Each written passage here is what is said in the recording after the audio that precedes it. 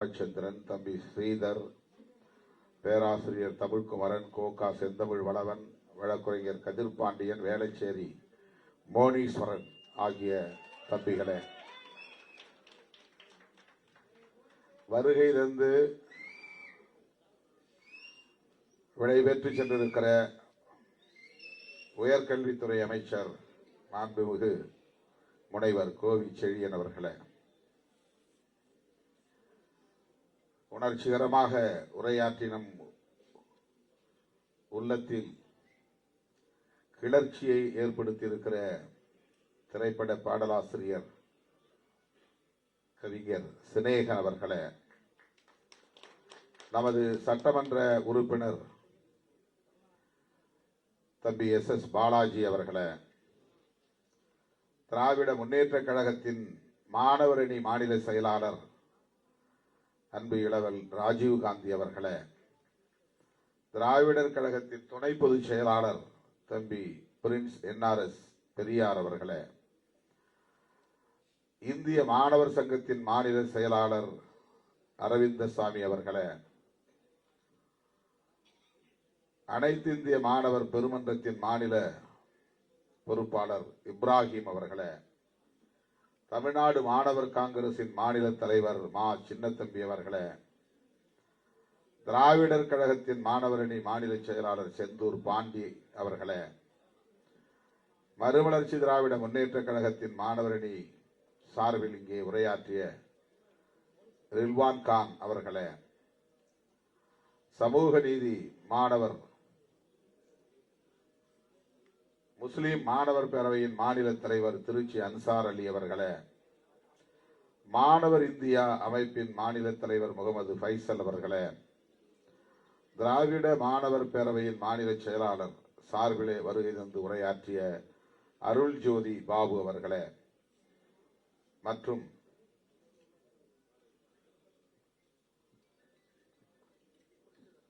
புரட்சிகர மாணவர் இளைஞர் முன்னணியின் பொறுப்பாளர் தம்பி மணியரசன் அவர்களே,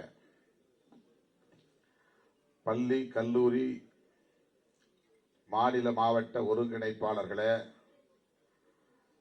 நமது இயக்கத்தின் மூத்த பொறுப்பாளர்கள் வழக்குரைஞர் எழில் கரோலின் அவர்களே, கூகா பாவலன் அவர்களே, பா யாழினி அவர்களே, நா செல்லதுரை அவர்களே, இரா செல்வம் அவர்களே, குமரப்பா, கரண் ஷர்மிளி, தாம்பரம் ஜே கதிரவன், நுங்கை ராஜன், ஈழத்து பிரபா, காஞ்சிபுரம் விமல், சேத்துப்பட்டு இளங்கோ, வழக்குரைஞர் தாய் இளையா சைதைமா ஜேக்கப், வழக்குரைஞர் சாரநாத், வேலுமணி உள்ளிட்ட இயக்கத்தின் முன்னோடிகளே, முற்போக்கு மாணவர் கழகத்தின் மாநில பொறுப்பாளர்களே, மாவட்ட பொறுப்பாளர்களே, கல்லூரி ஒருங்கிணைப்பாளர்களே மற்றும் எழிலன், வழக்குரைஞர் விஜயகுமார், வழக்குரைஞர் சுரேஷ் பாபு, காந்தி என்கிற அம்பேத்கர், வேளச்சேரி மதன் உள்ளிட்ட முற்போக்கு மாணவர் கழகத்தின் முன்னோடிகளே, திரளாக கூடியிருக்கிற மாணவ செல்வங்களே, என் உயிரின் உயிரான விடுதலை சிறுத்தைகளே, உங்கள் அனைவருக்கும் என்னுடைய பணிவார்ந்த வணக்கத்தை தெரிவித்துக் கொள்கிறேன். இது நண்பகல் வேளை, எல்லோருக்கும் பசி உணவுக்கு ஏற்பாடு செய்யப்பட்டிருக்கிறது. இதற்கு பிறகு அனைத்து மாணவர்களின் கலந்தாய்வு கூட்டம் அன்பகத்தில் ஒருங்கிணைக்கப்பட்டிருப்பதாக ராஜீவ்காந்தி அவர்கள் குறிப்பிட்டார். அவரும் அதற்கு செல்ல வேண்டும் என்கிற பதைப்பில் இருக்கிறார். நம்முடைய மாணவர் கழகத்தின் சார்பிலும் தோழர்கள் அதிலே பங்கேற்க வேண்டியிருக்கிறது. அத்துடன் முற்போக்கு மாணவர் கழகத்தின் சார்பிலே இன்றைக்கு 3 மணி அளவில் வள்ளுவர் சேப்பாக்கம் சிவானந்தா சாலையில் ஒரு ஆர்ப்பாட்டம், ஓவர்சீஸ் ஸ்காலர்ஷிப், அயலக கல்வி உதவி தொகை உள்ளிட்ட மாணவர்களுக்கான கோரிக்கைகளை முன்வைத்து ஆர்ப்பாட்டமும் நடைபெற உள்ளது. இங்கே இருக்கிற அத்தனை பேரும் அப்படியே நீங்கள் சேப்பாக்கம் செல்ல வேண்டும், ஆர்ப்பாட்டத்தில் பங்கேற்க வேண்டும். ஏனென்றால் முக்கியமான பிரச்சனை அது. பாரதிய ஜனதா கட்சி ஆட்சிக்கு வந்த நாளிலிருந்து படிப்படியாக மாணவர்களுக்கான கல்வி உதவித்தொகையை குறைத்து கொண்டே வருகிறது.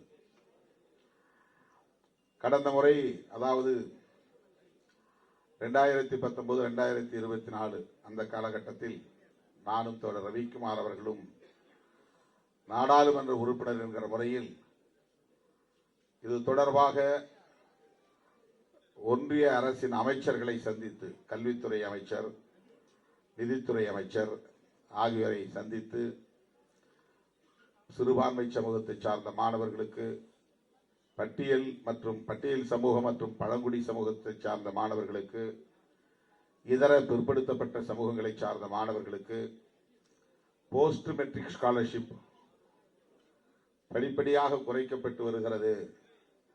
இதை கைவிட வேண்டும், குறைக்கப்பட்ட தொகையை உயர்த்தி தர வேண்டும் என்று கோரிக்கை மனுக்களை தந்திருக்கிறோம். அதையும் தாண்டி அவர்கள் கல்வி உதவித்தொகையை படிப்படியாக குறைத்து வருகிறார்கள். அதற்கு காரணம் தேசிய கல்விக் கொள்கைதான், NEP. இந்த அரசு உருவாக்கி இருக்கிற தேசிய கல்விக் கொள்கை.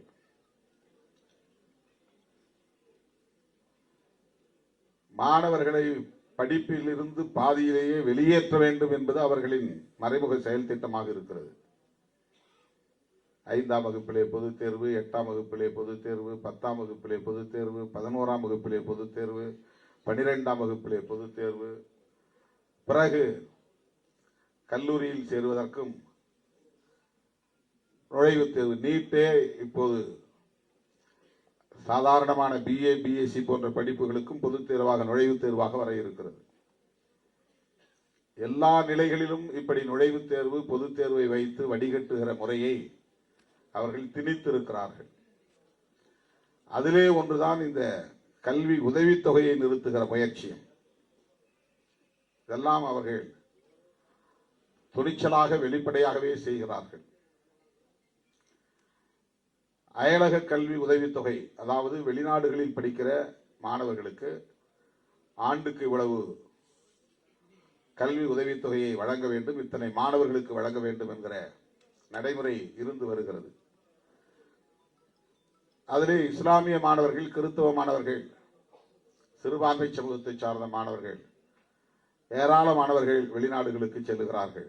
இதை குறைப்பதற்காக அந்த உதவித்தொகையை மெல்ல மெல்ல அவர்கள் குறைத்து கொண்டே வருகிறார்கள்.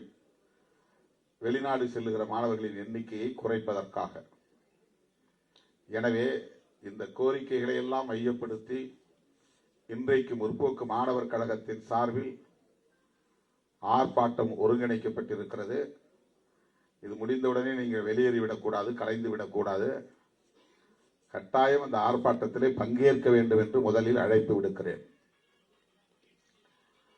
முற்போக்கு மாணவர் கழகத்தின் சார்பிலே இந்த முயற்சி முதல் முறையாக மேற்கொள்ளப்படுகிறது.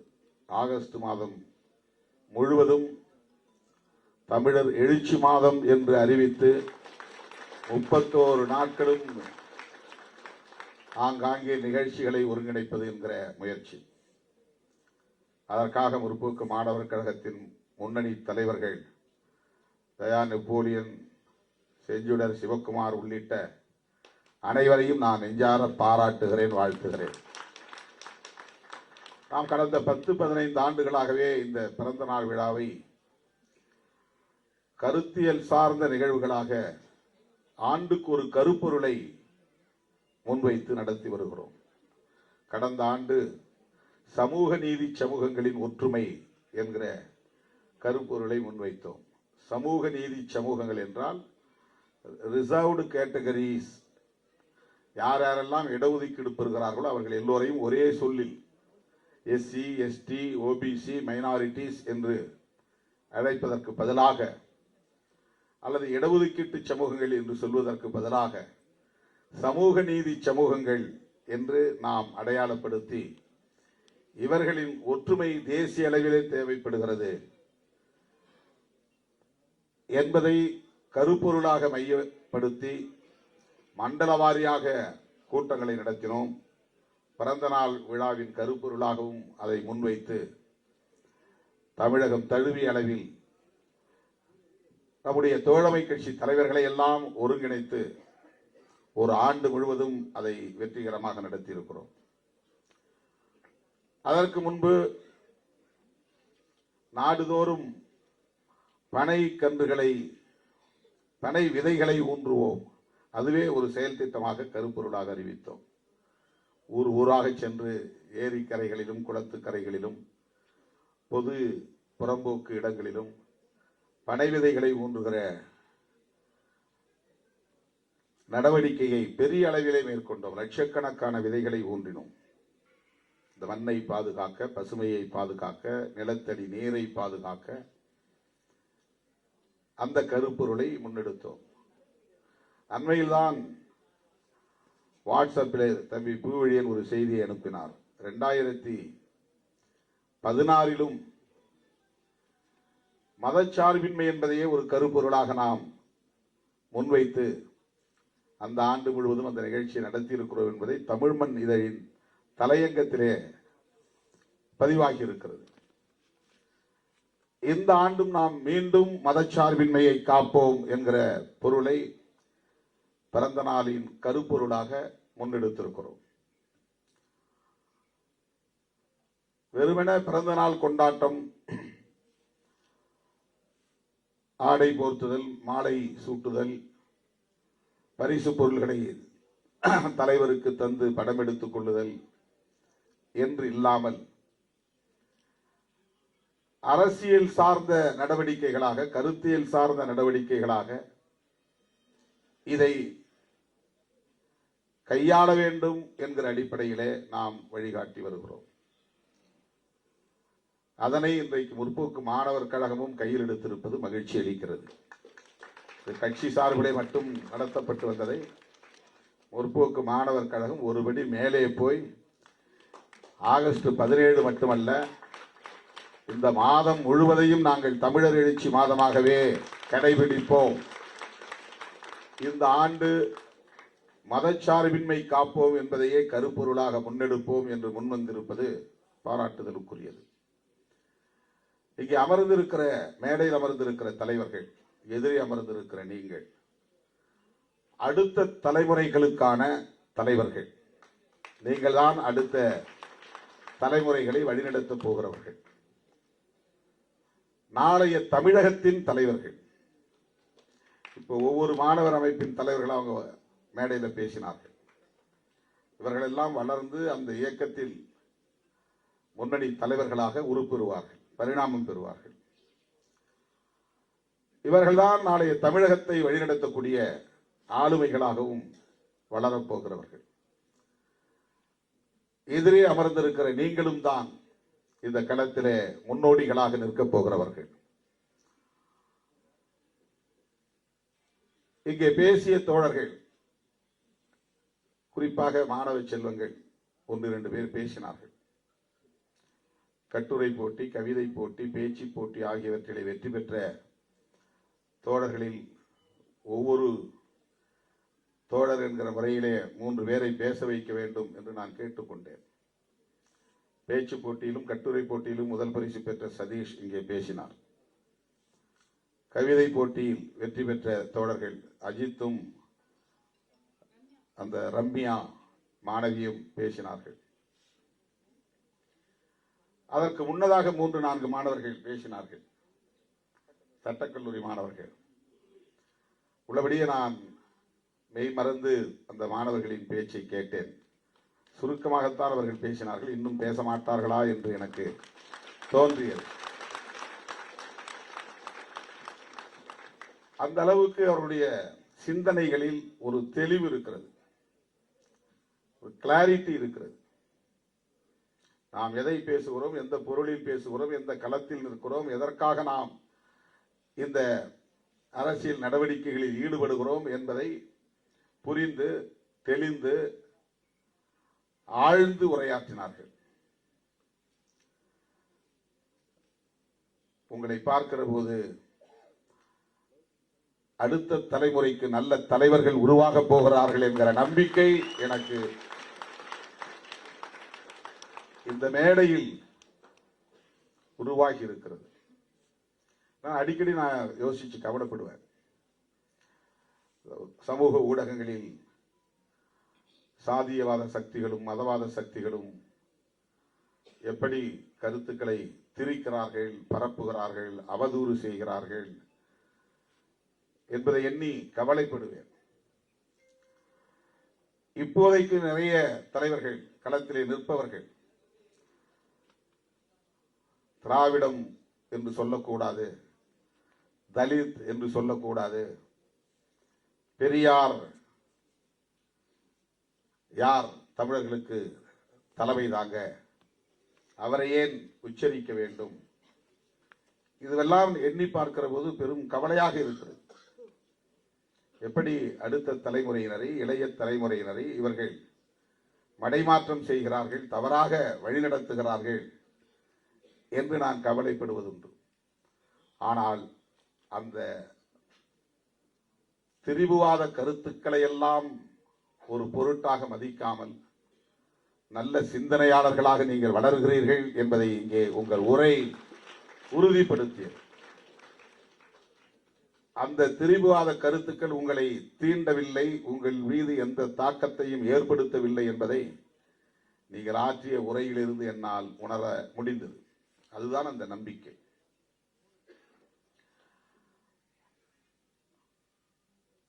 NRS பெரியார் அவர்களும் நம்முடைய ராஜீவ் காந்தி அவர்களும் இன்றைக்கு சனாதன சக்திகள் எப்படிப்பட்ட முயற்சிகளை எல்லாம் மேற்கொள்கிறார்கள் என்பதை நேரத்தின் அருமை கருதி சுருக்கமாக பேசினார்கள்.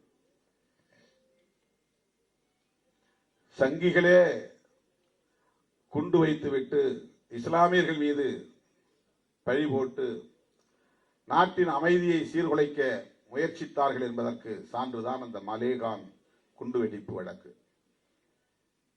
மகாராஷ்டிராவிலே உள்ள ஒரு பகுதி.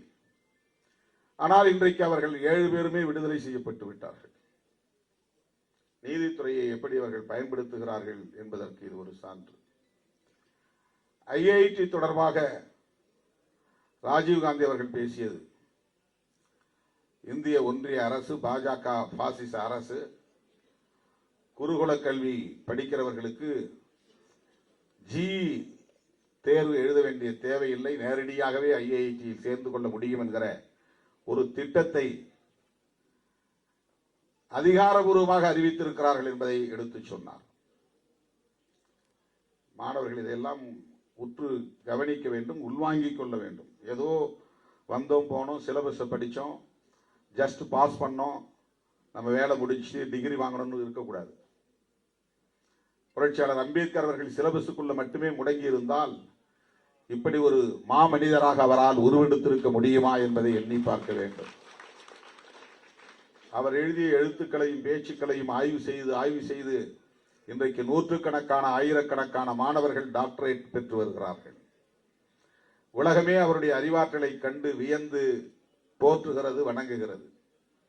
அதற்கு காரணம் அந்த சிலபஸ் என்கிற வளையத்தை தாண்டி இரவு பகலாக தேடி தேடி நூல் நிலையங்களுள் கிடந்து அவர் படித்ததுதான் காரணம். அவர் எந்த பட்ட வகுப்பிலே சேர்ந்தாரோ அந்த பட்ட வகுப்புக்கான பாடத்திட்டத்திற்குள்ளே மட்டுமே முடங்கி போகாமல் சமூகம், அறிவியல், பொருளாதாரம், வரலாறு, தத்துவம் என்று எல்லா தளங்களிலும் அவர் தேடி தேடி கற்ற ஞானம்தான் இன்றைக்கு இந்தியாவின் தலையெழுத்தை, அரசமைப்பு சட்டம் என்கிற தலையெழுத்தை தீர்மானிக்கக்கூடிய வல்லவராக அவர் உயர்ந்த முடிந்தது. எனவே மாணவ செல்வங்கள், உங்கள் பாடத்திட்டங்களையும் நீங்கள் விட்டுவிடக் கூடாது. அது உங்களுடைய கேரியர் மிக முக்கியமானது. ஒவ்வொரு வகுப்பாக நீங்கள் முடித்துக்கொண்டே மேலே வர வேண்டும். அதை தாண்டி அறிவு செல்வத்தை நீங்கள் தேட வேண்டும். வீணாக அரட்டை அடிக்க கூடாது, பொழுதுபோக்க கூடாது, உங்கள் கவனம் சிதறக்கூடாது. இந்த நாட்டின் மீதும் மக்கள் மீதும் உங்களுக்கான பொறுப்புணர்வு மேலோங்க வேண்டும். கவிஞர் சினேகன் அவர்கள் இங்கே பேசியதை நீங்கள் கவனித்திருப்பீர்கள். அனைவரையும் கவரத்தக்க ஒரு பேச்சு. அதில் அவர் மையப்படுத்தியது லீடர்ஷிப் எப்படி இருக்க வேண்டும் என்பதுதான். மாணவ செல்வங்களில் இருந்துதான் நல்ல தலைவர்கள் உருவாக முடியும். நான் மாணவர்களிடையே பேசுகிற போதெல்லாம் அடிக்கடி சொல்லுவது இதுதான். உங்களில் இருந்து பேராசிரியர்கள், கவிஞர் பெருமக்கள், எழுத்தாளர்கள், விஞ்ஞானிகள், ஓவியர்கள், சிற்பிகள், படைப்பாளர்கள், இப்படி பல ஆளுமைகள் தோன்றலாம். ஆனால் நான் உங்களிடமிருந்து எதிர்பார்ப்பது நல்ல தலைவர்கள் உருவாக வேண்டும், பேராசிரியர்கள் உருவாக வேண்டும் என்பதை விட நல்ல தலைவர்கள் உருவாக வேண்டும் என்று எதிர்பார்க்கிறேன் என்றுதான் வாழ்த்துவது உண்டு. ஆகவே உங்களுக்கு நான் சொல்ல விரும்புவது, சினேகன் அவர்களுடைய பேச்சில் அவர் மையமாக வைத்து பேசியது ஒரு தலைவன் எப்படி இருக்க வேண்டும், ஒரு தலைமை பண்பு எத்தகையதாக இருக்க வேண்டும். தலைமை பண்புகள் பல, அதிலே மிக முக்கியமானது ரெஸ்பான்சிபிலிட்டி, பொறுப்புணர்வு. தலைமை பண்புகள் பல. எந்த களத்தில் நாம் நின்று பணியாற்றுகிறோமோ அந்த களம் தொடர்பான அறிவை பெறுவது, ப்ரொஃபஷனல் நாலேஜ். எந்த மக்களோடு நாம் பணியாற்றுகிறோமோ அந்த மக்களை நேசிப்பது, ஹியூமன் டச். அந்த மனிதர்களோடு மக்களோடு மக்களாக வாழ்வது.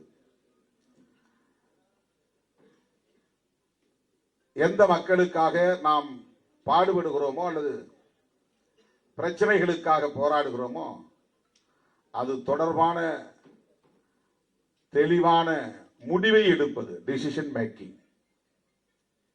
முடிவெடுக்கிற திறன் தலைமை பண்புகளில் முக்கியமானது. ஊசலாட்டத்தில் இருந்தால் முடிவெடுக்க முடியாது. அந்த முடிவை எப்போது தெளிவாக எடுக்க முடியும்னா, அர்ப்பணிப்பு இருக்கணும், கமிட்டட் டெடிகேஷன் இருக்கணும். எந்த நோக்கத்துக்காக போராடுகிறாயோ, யாருக்காக போராடுகிறாயோ அதில் உன்னை முழுமையா ஈடுபடுத்திக் கொள்ள வேண்டும். அதில் டெடிகேஷன் இருக்கணும், அர்ப்பணிப்பு இருக்கணும். இவையெல்லாம் லீடர்ஷிப் குவாலிட்டிஸ். அதுல மிக உயர்ந்தது ரெஸ்பான்சிபிலிட்டி என்பதுதான், பொறுப்புணர்வு. நாம் பேசுற பேச்சு என்ன தாக்கத்தை ஏற்படுத்தும், அதனால் என்ன பாதிப்பு உருவாகும். ப்ரொவோக் பண்ணிட்டு போயிடலாம், தூண்டி விட்டு போயிடலாம், அது சாதி கலவரமா மாறி போயிடும், துப்பாக்கி சூடு வரையிலும் போகும், பெரிய படுகொலைகள் வரையில் போயிடும். அந்த பாதிப்புகள் யாருக்கும் நேர்ந்து விடக்கூடாது என்கிற பொறுப்புணர்வு தேவை. தூண்டக்கூடாது. தனக்கு அரசியல் ஆதாயம் கிடைத்தால் போதும், நம்முடைய கட்சி வெற்றி பெற்றால் போதும், யார் எக்கேடு கெட்டால் என்ன என்று நினைத்து விடக்கூடாது. நாட்டுக்கும் மக்களுக்கும் பாதுகாப்பை உறுதி செய்யக்கூடிய பொறுப்புணர்வு தேவை. அதைத்தான் இங்கே கவிஞர் சினேகன் அவர்கள் திருமாவளவனுடைய அணுகுமுறைகளில் இதைத்தான் நான் மேலோங்கி இருப்பதை பார்த்தேன். அது வியப்பாக இருக்கிறது என்று சொன்னார். என்னை பாராட்டினார் என்பதை நான் மறுபடியும் எடுத்து பெருமைப்படுவதற்காக சொல்லவில்லை. நீங்கள் அதை உணர்ந்தீர்களா என்பதற்காகத்தான் எடுத்து சொல்லுகிறேன். அதை புரிந்து கொண்டீர்களா என்பதற்காக சொல்லுகிறேன். சும்மா வந்துவிடாது தலைமை பொறுப்பு. ஏதோ ஒரு ஈர்ப்பின் அடிப்படையிலே மக்கள் திரளக்கூடும், ஆனால் அதை தக்க வைத்துக் கொள்ள முடியாது. ஒரு நல்ல சினிமா பாப்புலர் ஹீரோ ஒருத்தர் வராருன்னா கொஞ்ச நாள் அந்த ஈர்ப்பு இருக்கும். ஆனா லீடர்ஷிப் இல்லைன்னா அது போயிடும், நிற்காது. அந்த மாதிரி நல்ல பேச்சாளர்கள், சண்டமாருத பேச்சாளர்கள், நல்ல உடல் மொழி இருக்கும் அவரிடத்தில், ஆவேசமாக கை கால்களை உயர்த்தி உதறி உங்கள் கவனத்தை ஈர்க்கக்கூடிய சொற்களை கையாண்டு உணர்ச்சிகரமாக பேச முடியும். அது தற்காலிகமானதாகத்தான் இருக்க முடியும். ரெஸ்பான்சிபிலிட்டி இல்லை என்றால், டிசிஷன் மேக்கிங் இல்லை என்றால், ஹியூமன் டச் இல்லை என்றால், ப்ரொஃபஷனல் நாலேஜ் இல்லை என்றால், டெடிகேஷன் இல்லை என்றால் அது நீர்த்து போகும். அந்த லீடர்ஷிப் என்பது நிற்காது. நாளைய தலைமுறைக்கான நாளைய தலைவர்கள் என்பதால் உங்களுக்கு இதை நான் சுட்டி காட்டுகிறேன்.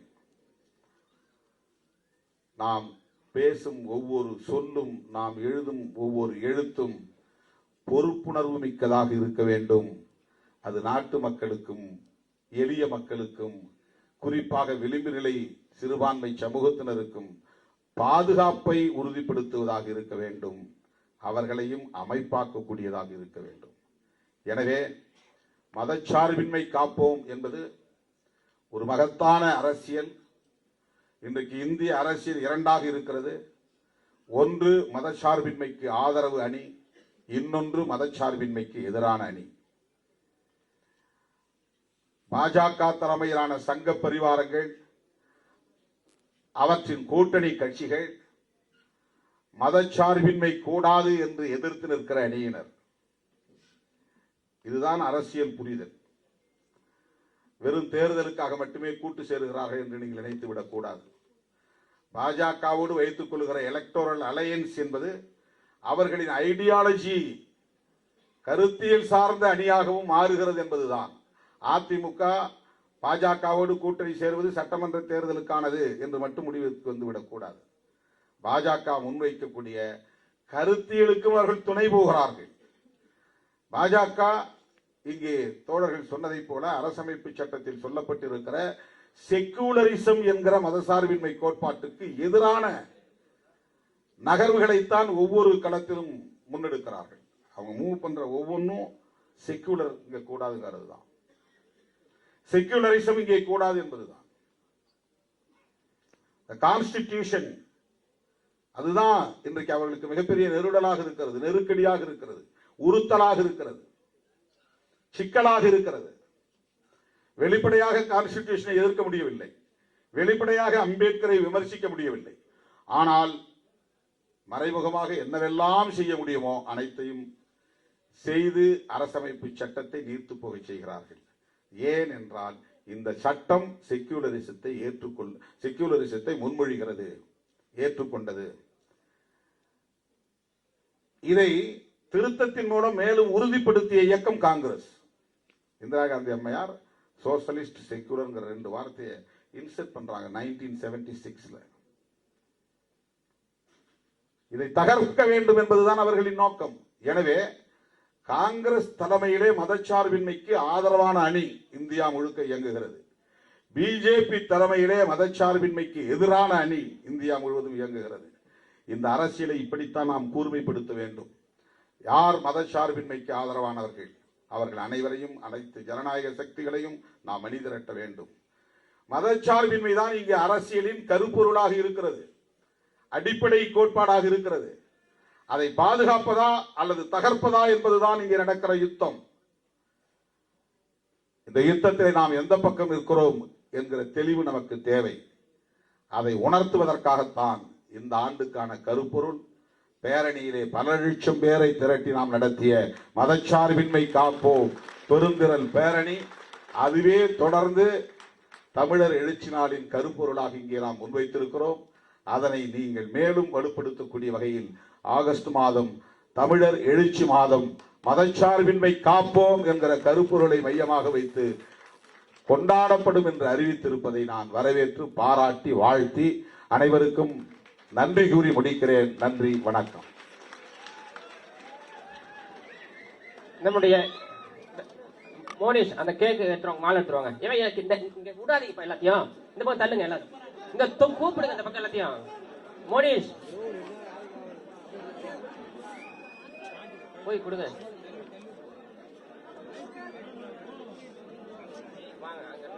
மதன் மதன மதன் சால்வை போட்டு மாலை போடுங்க.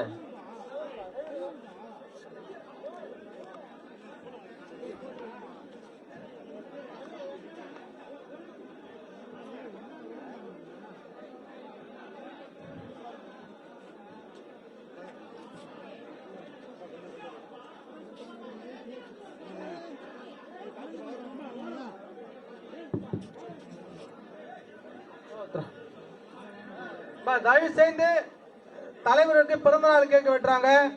கொஞ்சம் வழி விடுங்க தோழர்கள், கொஞ்சம் வழி விடுங்க, தனித்தனியா செய்யுங்க.